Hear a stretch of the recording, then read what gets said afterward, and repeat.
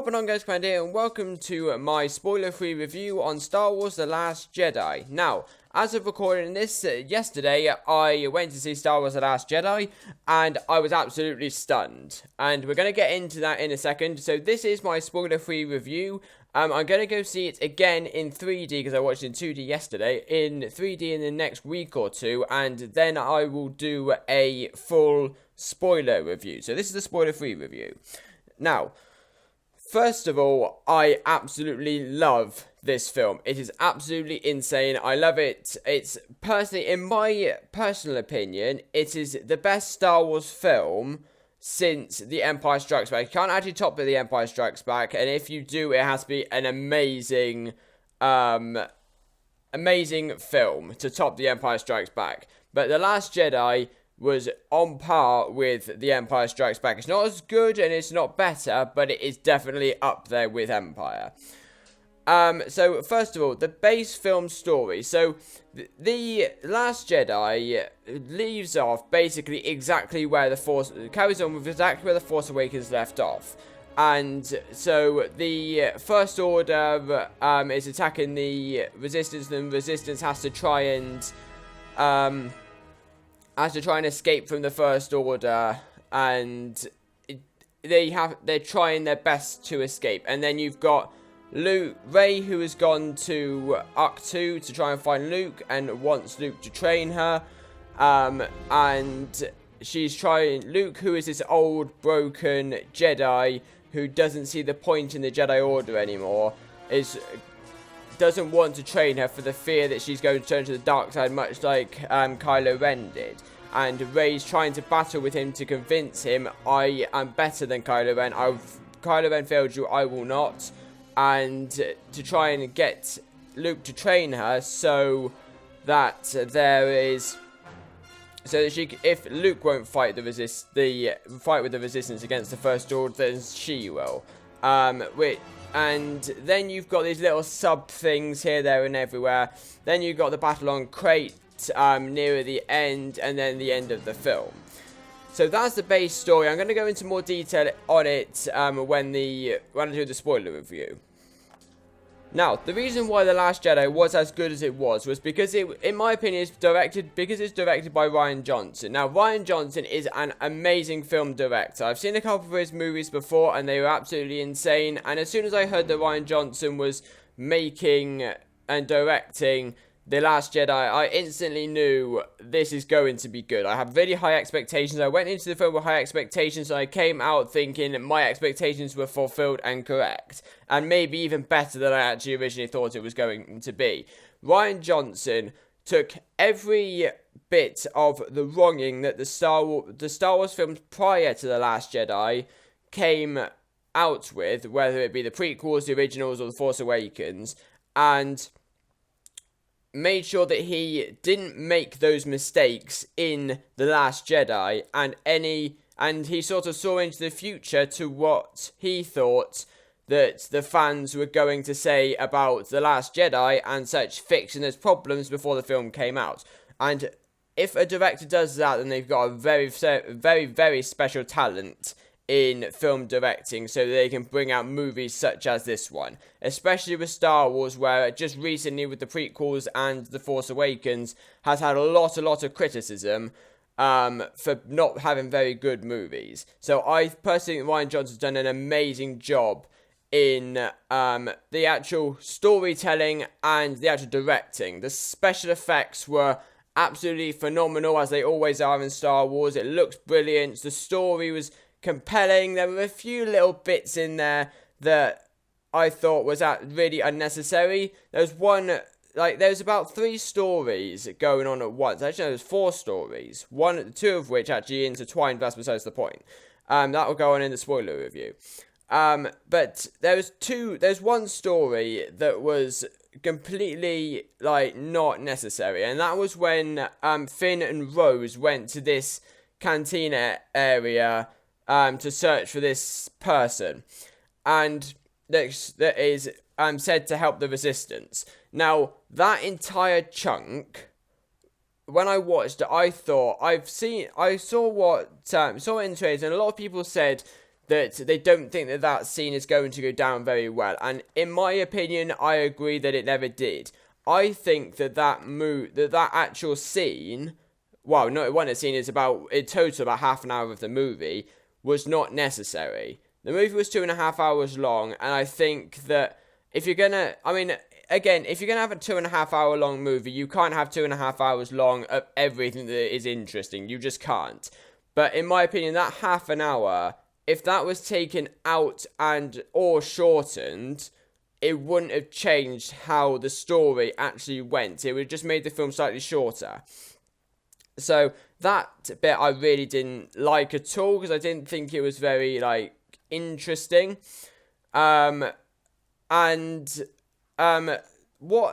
that I think Rian Johnson did very well, and the, like, editors that were making the trailers, is the trailers were put together to deceive the audiences. And when I say that, is when Luke says in the trailer, this is not going to go the way you think, that is a metaphor for the entire movie. The movie does not go the way you think. And we go into the movie and see all these, like, theories online, like Luke's going to turn to the dark side, Rey's going to turn to the dark side, Kylo Ren's going to turn to the light side, Luke is going to betray the Resistance and join the First Order, and there's going to be a massive uprising of about 4 Sith, including Supreme Leader Snoke, fighting the Resistance. They've got to try and survive.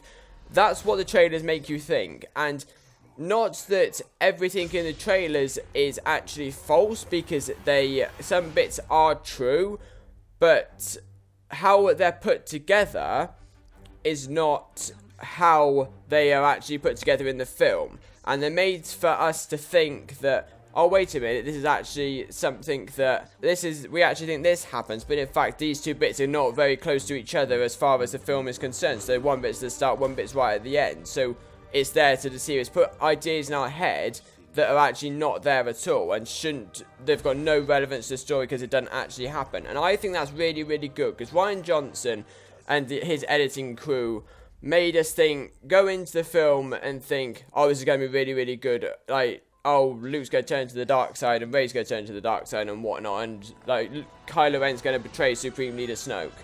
And we go in and actually get surprised, because we're actually going into the movie unknowingly without us actually knowing. And I think anybody who can do that is actually really, really good. And as far as, like, jokes concerned, there are a lot of jokes in The Last Jedi, especially to do with, like, the Porgs. It's more on, like, Arc 2 with Luke, Rey, and the Porgs and these other cleaners and whatever you call maintenance creatures. But I think, personally, now, I am more than happy for a few jokes in Star Wars. Like, in the original trilogy, we had jokes, we had a lot of, like, casual comedy and things that went in there, and in The Force Awakens, they brought that back in with, like, the BB-8 doing the little thumbs up thing with his lighter. I thought that was really, really funny, and Rey telling the Stormtrooper to drop his weapon after doing a mind trick on him.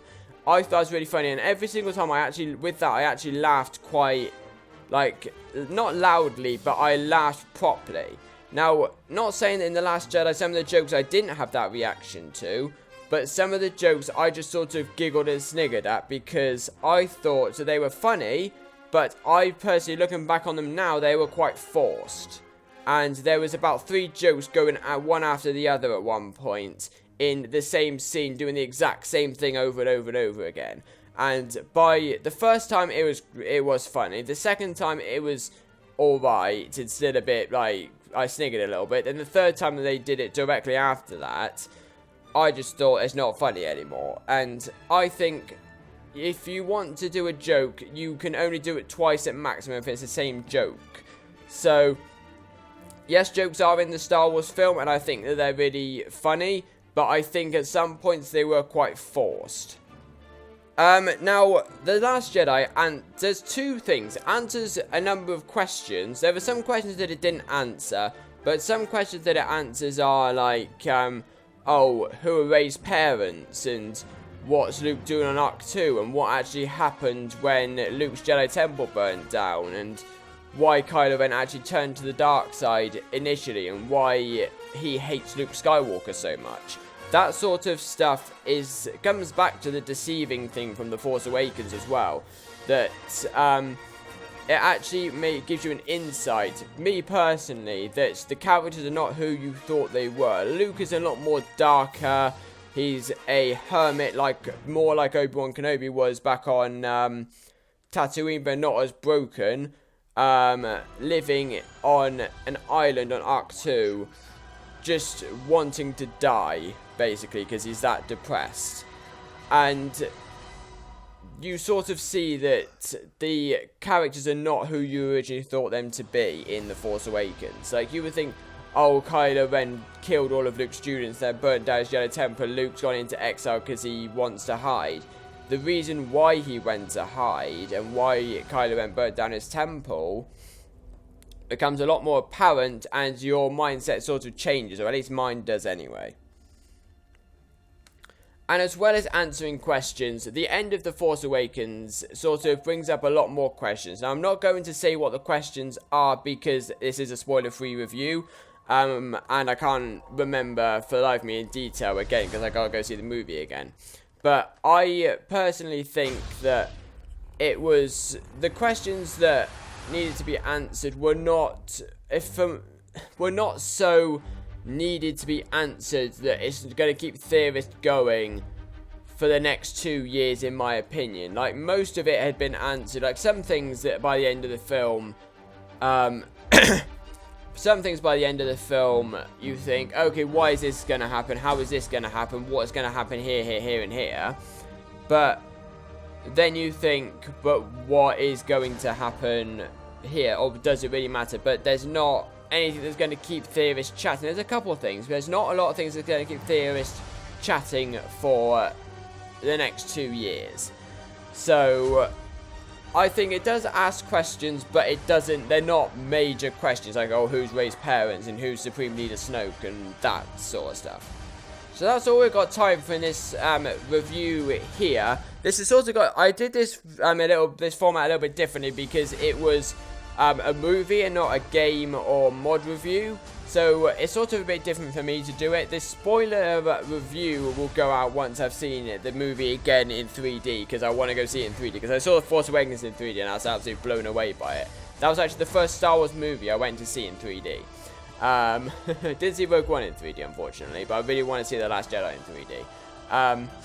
But yeah, I really enjoyed it. Having heard that Rian Johnson is going to be directing a new trilogy of characters and a new trilogy of Star Wars films, after seeing The Last Jedi, excuse me, I'm really, really looking forward to it and looking forward to how it goes, because I think it's going to go down really, really well as far as this is concerned. So anyway, apart from that, I hope you guys have enjoyed. If you did enjoy, don't forget to smash the like button and hit that subscribe button for more awesome gaming content, and I shall see you all later. Bye!